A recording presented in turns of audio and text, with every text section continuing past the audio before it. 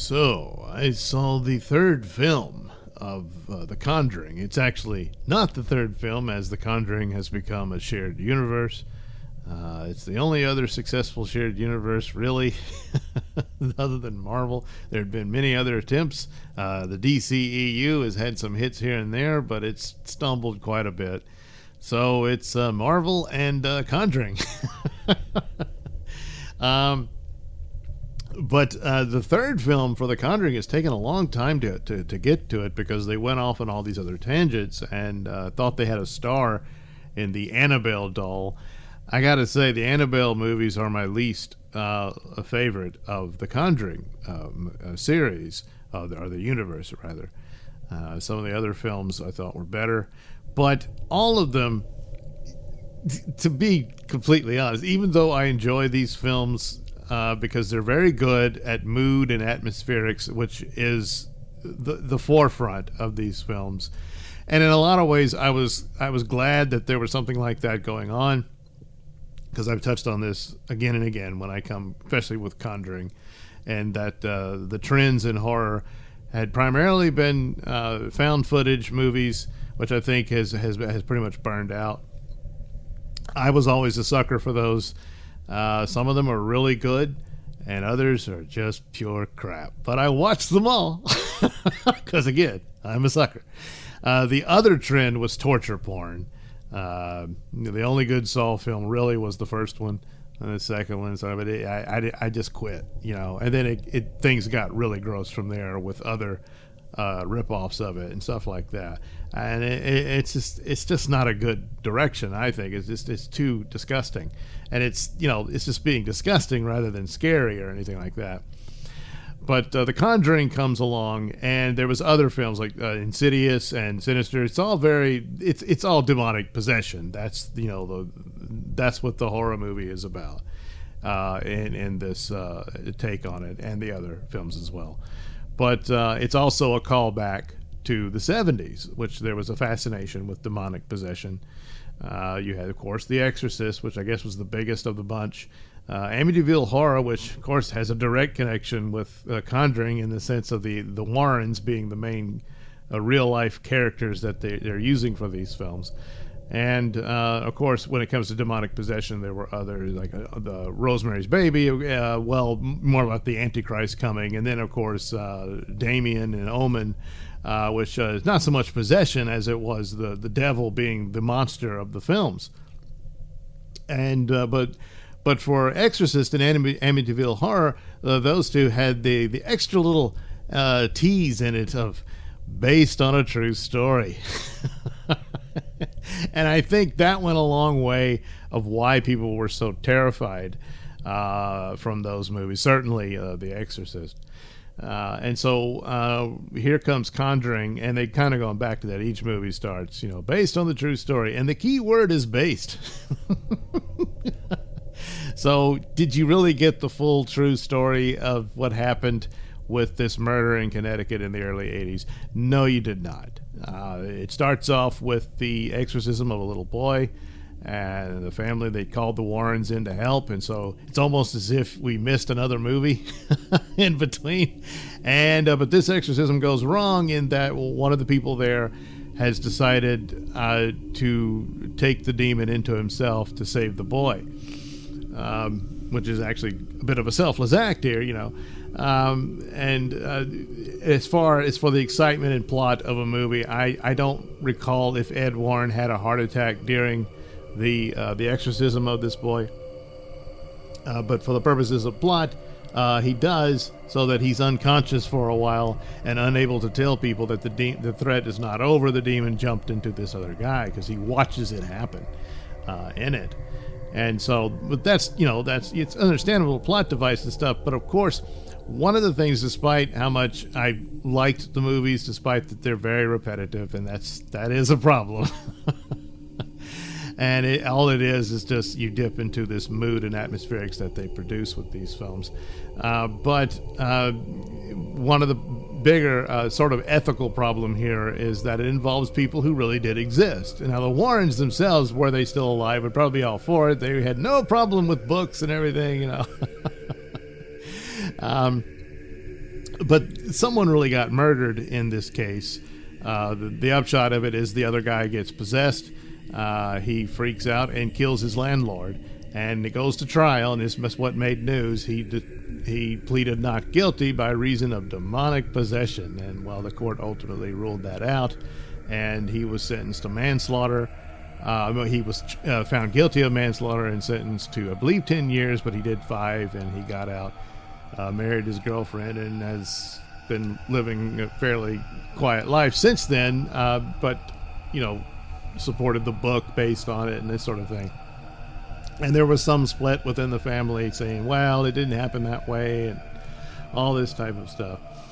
But, of course he's going to stand by.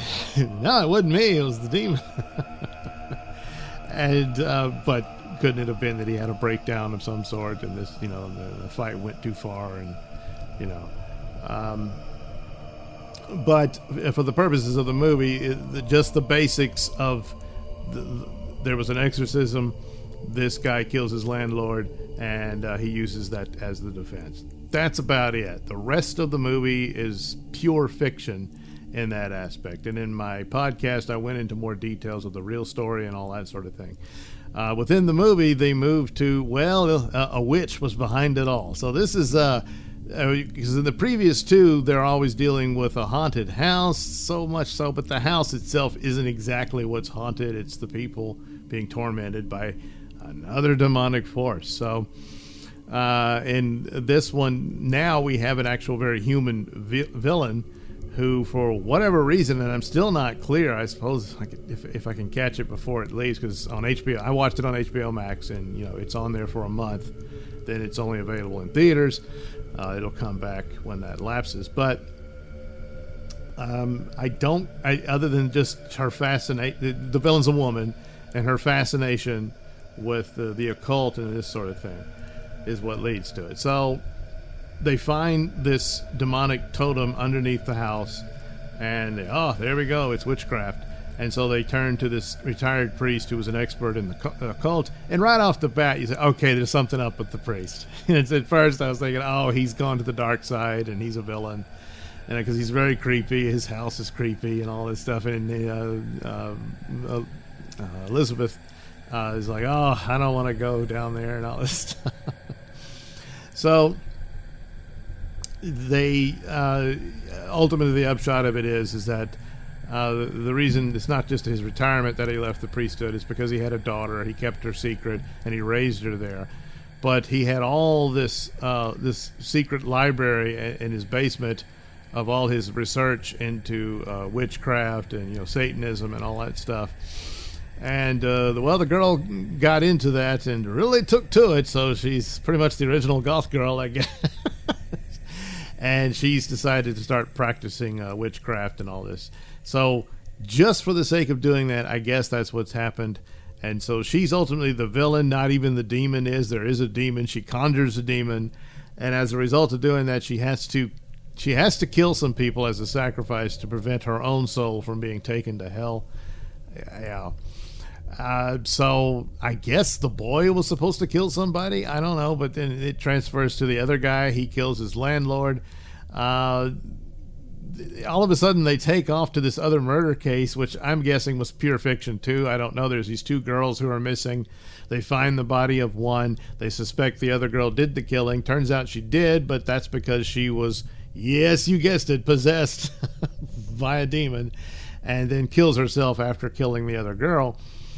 Turns out she had gone to this university nearby where the current victim here, the one who was possessed the second time, his name was Arnie Johnson, and he's in prison, and they're trying to stop him from killing himself because that's the next step for all of this. He hasn't killed himself yet. The witch is trying to get him to do that to, fulfill her deal with the demon. And but it goes off this.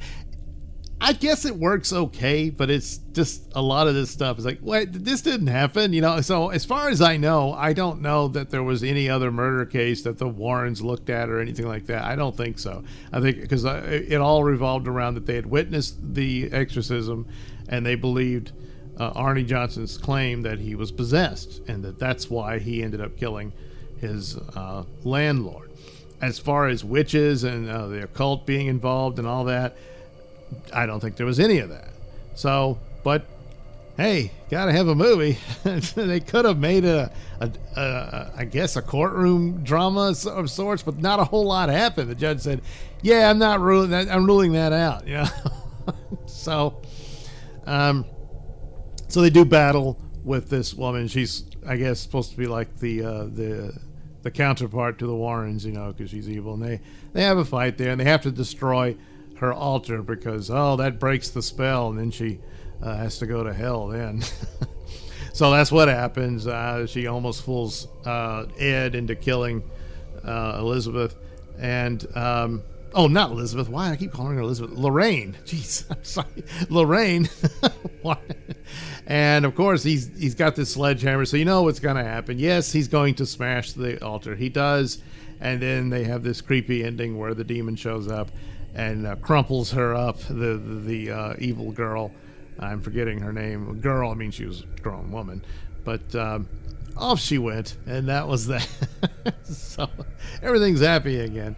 So other than not being in the same location as a house, it's the same thing. And as much, again, I enjoy the atmospherics and that sort of stuff. It's cool and whatnot. But I think this has run its course, and I don't know what else they could do.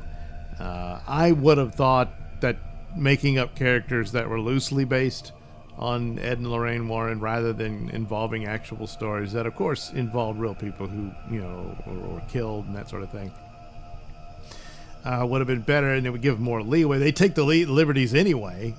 They even had a recurring villain in the case of the Nun, whose own origin movie, but it was completely made up. You know, that was not based on anything. In the case of Annabelle, there is a real doll that they keep at their little museum of evil relics, and but it's actually like a Raggedy Ann doll. It doesn't look like the one in the movie, and of course for rights and whatnot they had to change it.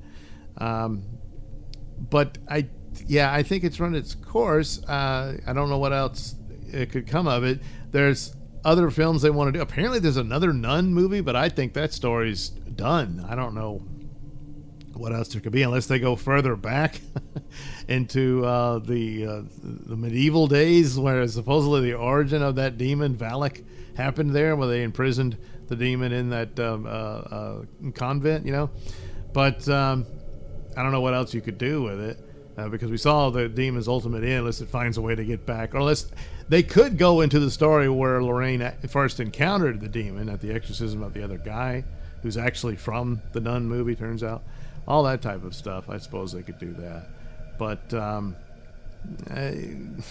don't know. Some other story structure or elements that you could add to it, you could do. But beyond that, it's, again, repetition's a bad thing. And it can be a bad thing for TV shows, definitely. It kills them a lot faster, I think. But for movies, yeah, it's the same thing. Because you got to, it's stretched out over time, but still. The Crooked Man's another one. I'm not too familiar with what that story's all about, or if it's just another one they're just going to make up out of whole cloth. But the second Conjuring movie gave you a taste of what that could be about. And it's cool visuals and stuff like that, so hey, maybe that'd be the best way to go. But so, I did like the other two, and this one, it takes a different tangent somewhat, but only in the locale. And other than that, it's kind of repeated the other. So why not like it? Well, because I've already seen it. So, it's it's not a complete flop. Artistically, I don't know what its numbers are, that sort of thing. But sooner or later, these things do run out of steam, and Marvel might have more life into it because of all the other different superhero characters they can go to. But then again, superhero plots, those can run into repetition as well. But I don't know. I guess there'll have to be some other trend for horror to come to. Perhaps get back into actual monsters from outer space and stuff like that. Beyond someone else is possessed, and that sort of thing. So anyway, that was my take on The Conjuring. Of course, I talk about it also on the Mr Nailsin Show over at RadioMisfits.com or wherever else you want to get your podcasts. You can get it there with other stuff there, my Bubba Stargone stories and whatnot, audio plays and everything. But anyway, you can check that out. But right now, you can go to your local theater to see The Conjuring, or of course, watch it on HBO Max. Thanks for watching and listening. Say, while you're still here, why not like and subscribe and share with your many friends? Yes. Also, check out my mini stores in the link description below. Yes, where you can get t-shirts, hats, mugs, all those goodies with my artwork on them. Oh, yeah. And head over to indieplanet.com and pick up a copy of my comic book, Night Night. Oh, yeah. You can also catch me at my podcast, Mr Nailsin Show, on RadioMisfits.com. And you can also watch my videos on BitChute.com and now on Rumble.com. Oh, my goodness, so many places to watch me and my stuff. Oh, yeah. And if that's not enough for you, well, you can follow me on many social media platforms and say hi to your old pal, Mr. Nailsin.